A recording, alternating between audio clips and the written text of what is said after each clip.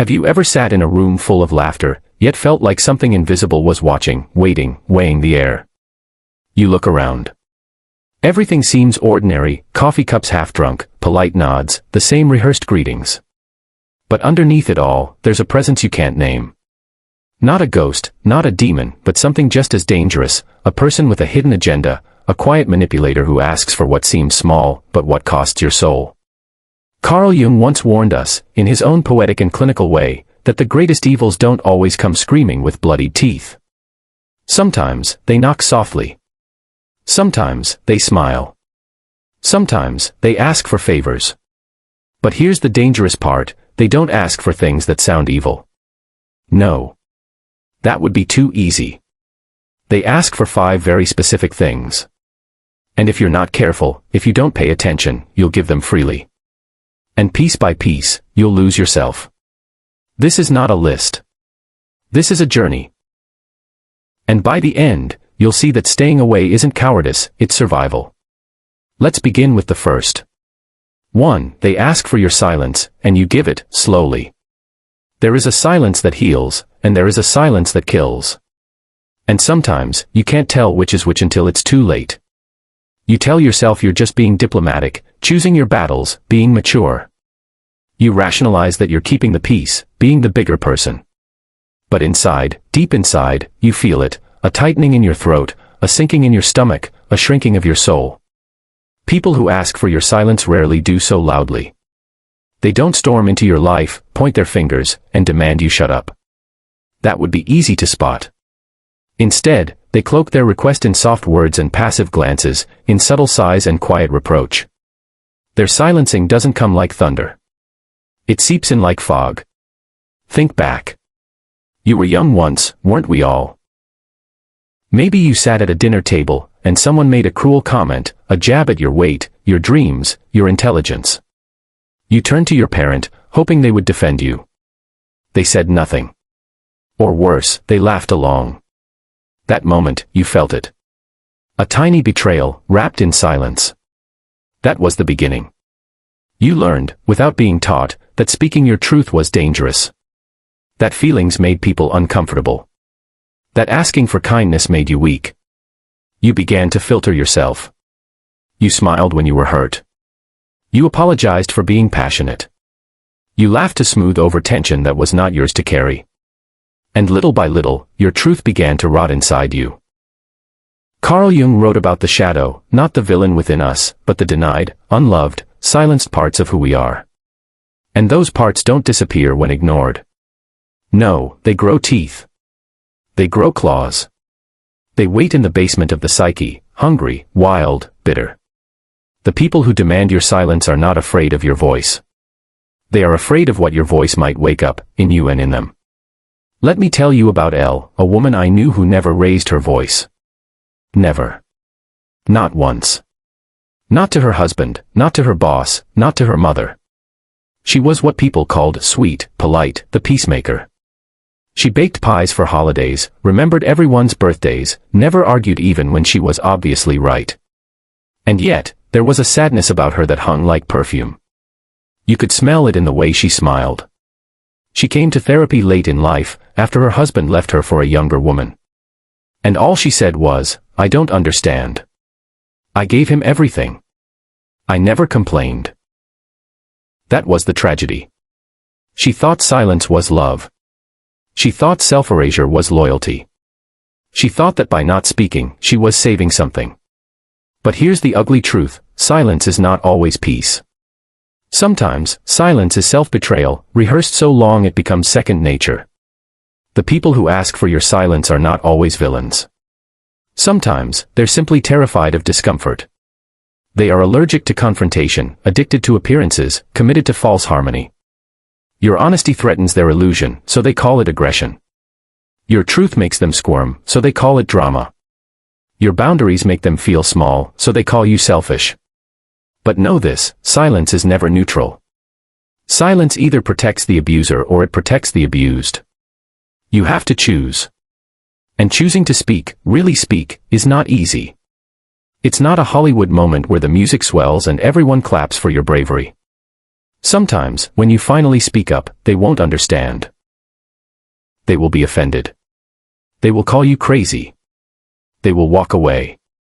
But sometimes, that's what healing looks like. Not applause. Not understanding. Just the sound of your own voice, returning home. Let me paint a picture. A woman stands at the edge of a cliff. Behind her, years of people-pleasing, gaslighting, emotional neglect. In front of her, the unknown. She knows if she speaks now, really speaks, she will lose people. Friends. Family. The ones she thought would never leave. But she also knows, if she stays silent, she will lose herself. And so she jumps. Not off the cliff, but into her voice. Into her power. Into her truth. And she falls. And she breaks. And she bleeds. But she lives. Not as a ghost. Not as a version of herself curated for other people's comfort. She lives as herself. That's what people who ask for your silence are afraid of, not the words themselves, but the you that emerges once the words are free. Because that you can't be manipulated. That you sets boundaries. That you sees clearly. That you refuses to shrink just to fit into someone else's fragile world. So, beware of the soft ask, the gentle nudge, the passive-aggressive whisper. Can we not talk about that? Why do you always bring up the past? You're so sensitive. They may sound harmless. But each one is a brick in the wall built around your soul. Every time you stay silent when you need to speak, you teach your nervous system that your truth is unsafe. And your body, loyal to the grave, listens. That's how the migraines start. The stomach pain. The insomnia. The sudden rage that comes out of nowhere. The inexplicable sadness. It's not just psychological. It's biological. Your truth, when swallowed, becomes poison. Now, picture the opposite. Picture saying it. All of it. No filters. No apologies. Just honesty, delivered not with cruelty, but with clarity. You say, I don't agree. That hurt me. I'm not okay with this. I need to speak. I refuse to be quiet. And something happens. Not outside, but inside. Your shoulders drop. Your breath deepens. Your skin feels yours again. Because when you speak your truth, you come back into your body. This is not easy. Especially if you've spent your life around people who rewarded your silence with conditional love. But it is necessary. It is holy. And it is worth every tear, every lost friend, every awkward dinner conversation. Because on the other side of silence is not noise, it's freedom. And freedom is always loud at first. 2. They ask for your identity, so they don't have to build their own. There's a peculiar kind of theft that doesn't involve force or breaking and entering. No shattered glass, no sirens. Just a quiet, subtle siphoning of who you are. It begins with admiration. At least, that's how it feels. They like your energy. They say you're inspiring. They mirror your words, your gestures, your style. You think, this person sees me. But over time, the boundary between appreciation and appropriation begins to blur, and before you even notice it, someone has begun living inside your identity, borrowing it, wearing it, hollowing it out until it no longer feels like yours. That's when the suffocation starts. They don't always say it directly, these people who ask for your identity. Often, they just imply that theirs isn't enough. That something in them is missing. And because you are kind, and human, and perhaps wounded in your own way, you offer a piece of yourself. At first, it feels generous. Even noble. But then it becomes constant. Unreciprocated. Unspoken. Expected. You give more and more until one day, you don't know where you end and they begin. Carl Jung called it projection, the unconscious transfer of our own disowned parts onto others. But sometimes, people project not what they hate, but what they envy. They see in you what they buried in themselves. And instead of doing the shadow work, painful, honest, internal work, they try to claim you. They turn you into a surrogate for their own lost wholeness. Here's how it looks in real life. You're a woman with confidence. Not arrogance, just quiet self-possession. You walk into a room and people notice, not because you're loud, but because you're rooted. Then comes a friend, maybe another woman, maybe a partner, maybe a colleague, who, instead of admiring that confidence and building their own, starts to orbit you. They use your phrases. They echo your ideas. They wear what you wear. And it's subtle, at first. Until you start to feel invaded. It's not flattery anymore. It's a kind of spiritual vampirism. And then comes the twist. They begin to resent you. Yes. The very person who idolized you begins to undermine you. Because when you carry someone else's identity for them, they both need you and hate you. You become the mirror they can't look away from, the one that reflects what they gave up on. And so they try to dim your light, not because it's too bright, but because it reminds them of their own darkness. Let me tell you about Aaron. He was an artist, not just talented, but alive in the way only certain people are when they create. Every piece of him was drenched in color and rhythm. He made music that felt like memory. And he had a best friend, Tyler, who loved being around him. Or so Aaron thought. Tyler was always supportive, at first. Shared his work. Hyped him up. Asked endless questions about how to find your voice. But over time, Aaron started to feel tired around Tyler. Like he had to perform inspiration just to keep the friendship alive. Then came the subtle jabs. Not everything you make is genius, you know. Must be nice to have time to make art. You're so intense sometimes. Aaron shrunk. Just a little. Turned his volume down. Questioned himself. And Tyler got louder. That's the thing about people who ask for your identity, they don't want to be you, not really. They want to consume you until there's nothing left of you to threaten them. You know them. You've met them. They love your fire, but only if they can sit close enough to warm their hands, and never feel the heat of your truth. They admire your intellect, but grow bitter when your mind wanders into places theirs cannot follow. They say they adore your authenticity, but only if you keep it contained, clean, curated. The moment you evolve, really evolve, they panic. Because your growth exposes their stagnation.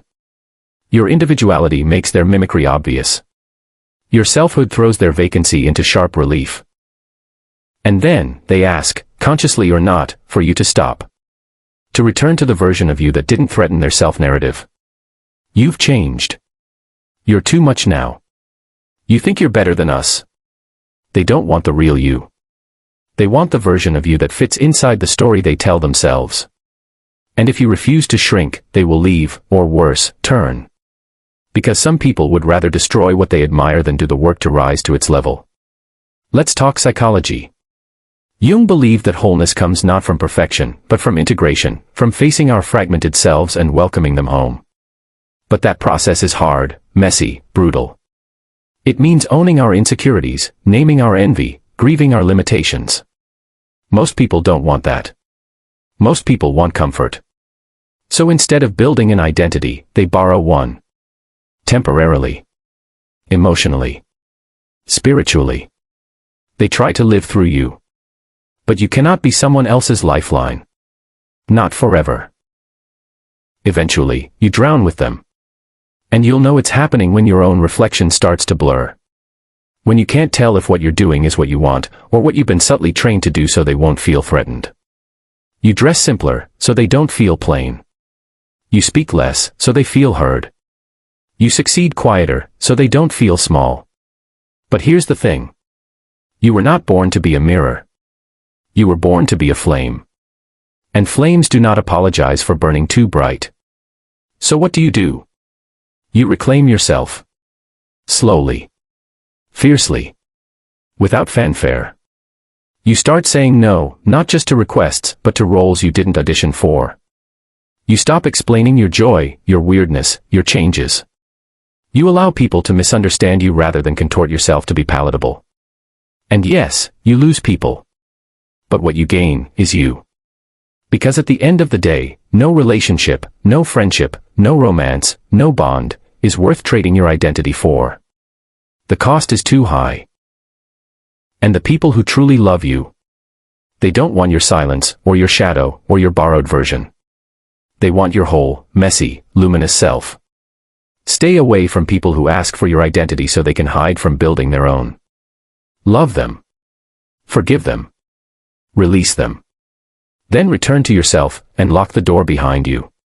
3. They ask for your guilt so they don't have to face theirs. Guilt is a strange currency.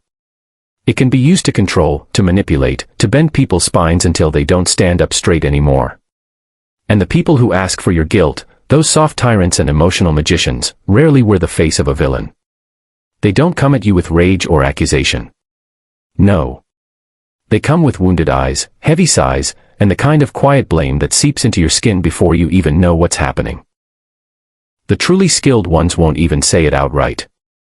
Instead, they'll simply let their disappointment infect the room like smoke, no fire, no explosion, just the slow suffocation of your self-trust. Carl Jung wrote that neurosis is always a substitute for legitimate suffering. That is, people create elaborate systems of avoidance to sidestep their pain. But when they are clever, or cowardly, or unconscious enough, they don't suffer alone. They find someone nearby and transfer the suffering like a hot coal. Here, you hold this. I can't carry it. And if you're an empathic person, if you were raised in an environment where guilt was used as a leash, if your nervous system was tuned to the frequency of other people's emotions more than your own, you'll reach out and take it. You'll hold the guilt. You'll say, "I'm sorry." You'll wonder what you did wrong, even when you know, deep down, that you didn't do anything. Let me paint a scene. You say no to a friend. A small thing.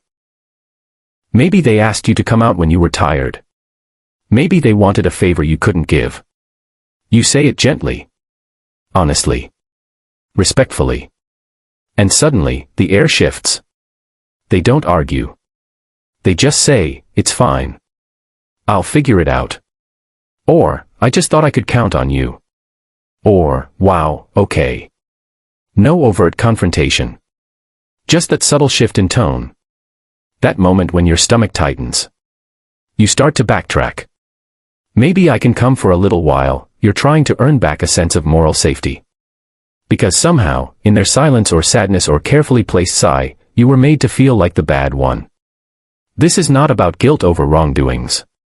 That kind of guilt is useful. Necessary. It's the voice of conscience. No, this is about false guilt, the kind that is implanted, engineered, harvested. And the people who ask for your guilt, they live on it. They're emotional farmers. They sow helplessness, water it with passive aggression, and wait for your guilt to grow like a vine around your spine. And once it's strong enough, you'll do anything to relieve it. Even betray yourself. There's a particular flavor of this that shows up in family systems. Think of the parent who says, "After everything I did for you, I guess I'm just a terrible mother. You never come visit anymore." It sounds simple. Harmless, even. But these are contracts, not conversations. They're emotional IOUs written in invisible ink. And you spend your adult life trying to repay a debt you never actually owed. Let's pause here, because this is where Jung gets loud. In his theory of individuation, the process of becoming your true self, he argues that the greatest obstacle to wholeness is the weight of inherited expectations.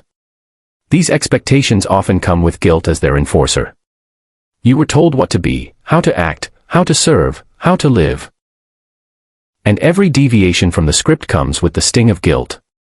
But here's the secret. Guilt is not always a signal of wrongdoing. Sometimes, it's a sign of growth. Yes. Sometimes, guilt is just the echo of old programming. You feel guilty not because you were cruel, but because you dared to choose yourself. You said no. You set a boundary. You told the truth. And the people who were never asked to grow with you will ask you to shrink. They will ask you, in 100 subtle ways, to carry their pain for them. Because they never learned how to feel it. Let me introduce you to Jonah. Jonah was the eldest son. The responsible one. The one who always fixed everything. His father drank. His mother cried. His siblings spiraled. And Jonah? He became the emotional sponge. He was praised for being so mature, so reliable, the glue that holds this family together. But he was never allowed to be human. Every time he tried to express his own needs, he was met with guilt. You're being selfish. We need you right now. Why are you making this about you? And so Jonah learned to become a ghost. Present, useful, quiet. But not real. Not whole. He came to therapy not with anger, but with confusion. Why do I feel like I'm dying, even when everything looks fine? The answer? Because he had lived his entire life inside other people's pain. And none of it belonged to him. That's what guilt can do when it's not examined. It becomes an identity. A posture. A cage. So how do you recognize these people, the ones who ask for your guilt? They never take ownership of their emotions. Instead, you become the reason they're sad, frustrated, disappointed. They never say, I feel this way. They say, look what you did. They confuse love with obligation. They see your boundaries as betrayals. They offer affection as a reward for compliance, and withdrawal as punishment for honesty. And you begin to edit yourself. You rehearse conversations in your head to make sure they won't be upset. You apologize before you speak. You explain yourself more than you should. You say yes when you mean no. And afterward, you feel it, that quiet resentment that creeps in like mold. Because guilt accepted falsely always turns to resentment. Here's what they don't tell you, you're allowed to disappoint people. You're allowed to let someone down, not out of cruelty, but out of truth. You're allowed to walk away from people who tie your worth to how useful you are to them. You're allowed to stop carrying emotional weight you didn't put there. You are not their parent. You are not their therapist. You are not their savior. You are you. And that is enough. There is a moment, a sacred, terrifying moment, when you realize that healing means some people will be disappointed. It means being misunderstood. It means saying, I can't, and not explaining why. It means leaving the room when guilt walks in dressed as loyalty. And when that moment comes, you will feel a pull. The old reflex. The voice that says, be good. Be nice. Be safe. But if you listen closely, another voice is rising. A newer one. Quieter, but stronger. It says, no. Be true. That voice is your birthright. Your boundary, your guide. Follow it. And leave behind anyone who only knows how to love you when you feel small. 4. They ask for your loyalty, but only to themselves. Loyalty sounds noble, doesn't it? It's stitched into mottos, family crests, national anthems. It's marketed like a virtue, unwavering, golden, absolute. But there's a darker version of loyalty. A twisted shape it takes in the hands of people who don't want your love, they want your submission. They don't ask for commitment to truth, or mutual growth, or shared values. They ask for your loyalty, but only to themselves. And the moment your truth diverges from their path, the illusion shatters. Carl Jung once said, the greatest burden a child must bear is the unlived life of the parent. But that burden doesn't end in childhood, it evolves. Becomes culture. Becomes community. Becomes relationships where you're expected to align, not because it's right, not because it's authentic, but because it serves someone else's fragile sense of control. You know the feeling. You speak your mind and someone flinches. You express doubt and someone withdraws. You vote differently. You question a rule. You decide to leave the job, the town, the belief system. And suddenly, you're the traitor. Not because you hurt anyone, but because you broke the code. What code? The unspoken one. The invisible contract, be loyal to me. Even if it means being disloyal to yourself. There was a time when Mira believed in friendship the way you believe in oxygen. It was effortless. Natural. She and Lila had been friends since high school, inseparable. Same dreams, same music, same rhythm. But as they grew older, Mira changed. She started therapy. Left her toxic marriage. Began saying things like, I don't think that works for me anymore. And Lila said nothing at first. But the silences grew longer. The jokes sharper. You've become so self-focused. We used to be on the same page. You're not who you used to be. That's the thing about loyalty, when it's demanded rather than offered, it becomes a cage. And the moment you grow beyond it, the people who depended on your containment begin to panic. Because you were never loved for your essence. You were loved for your role. That role could be the reliable one, the quiet one, the peacekeeper, the one who never says no, the one who agrees with everything, the one who stays even when it hurts.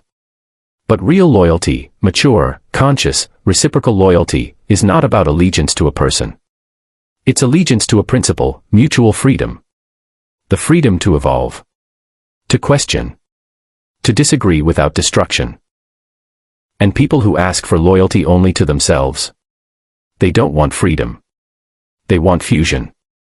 They want you tangled in their narrative. They want you aligned, even when it's misalignment with your soul. Let's talk about families again. Or more precisely, family systems where loyalty is used like currency. The mother who says, "We don't talk about these things outside this house." The uncle who says, "You're not one of them, are you?" The father who says, "Blood is thicker than water," translation, "Don't challenge me." It sounds like love. It looks like tradition. But often, it's a fortress built on fear. Jung would have said this is the shadow of the tribe, the unconscious demand to maintain the collective ego at the expense of the individual soul.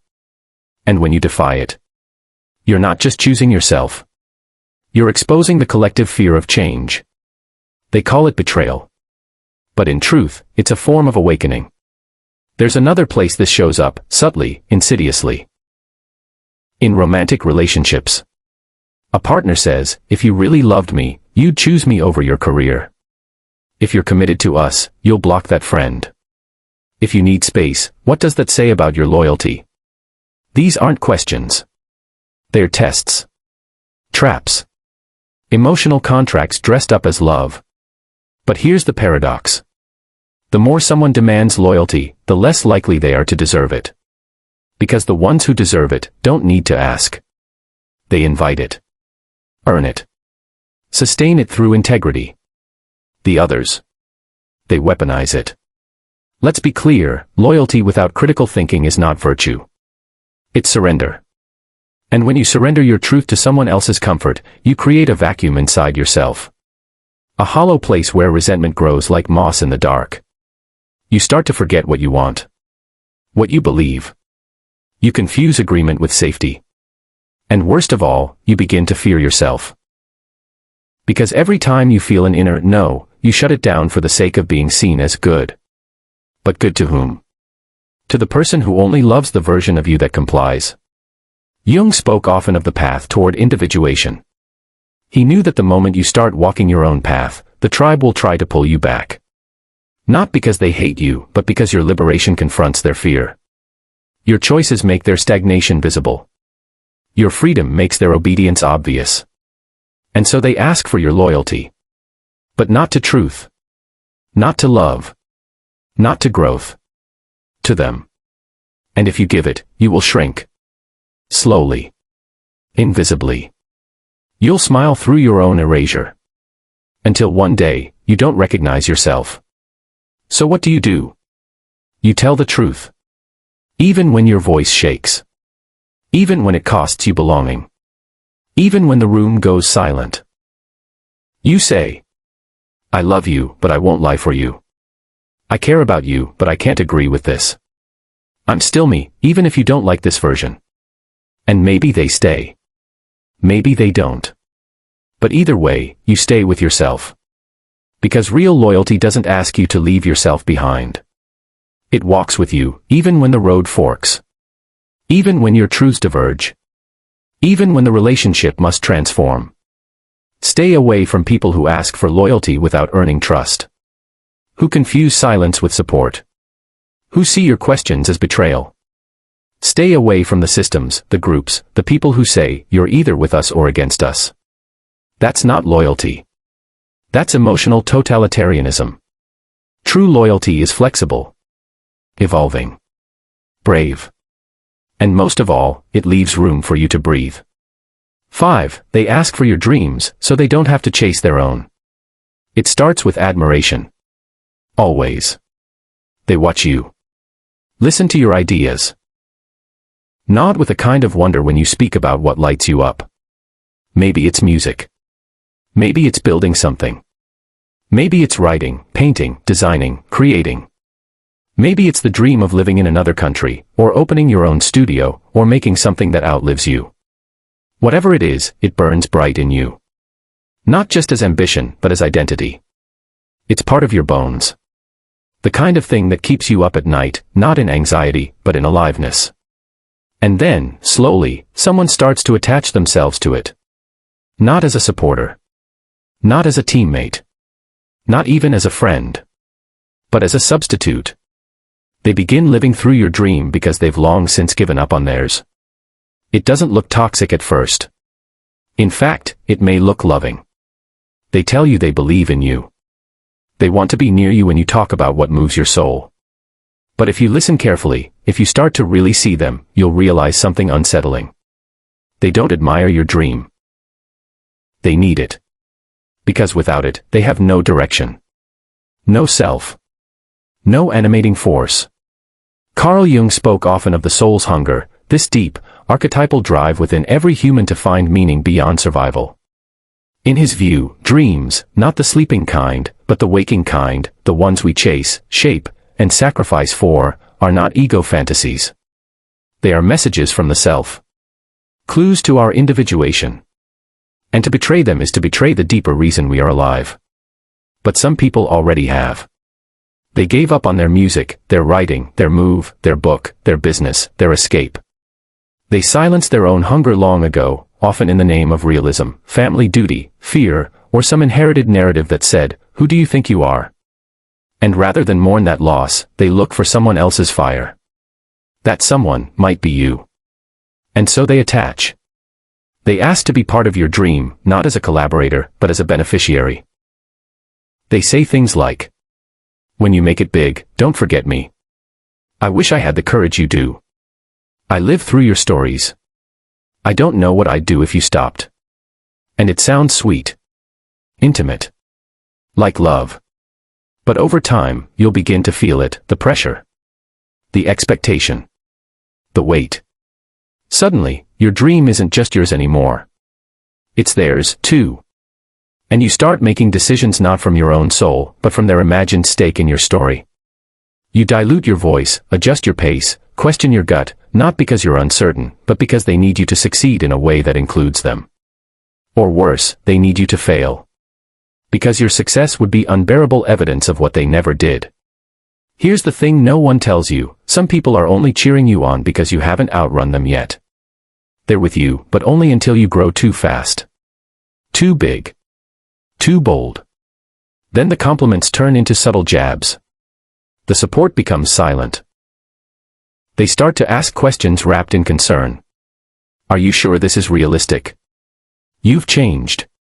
You're not the same as when we started. Of course you're not the same.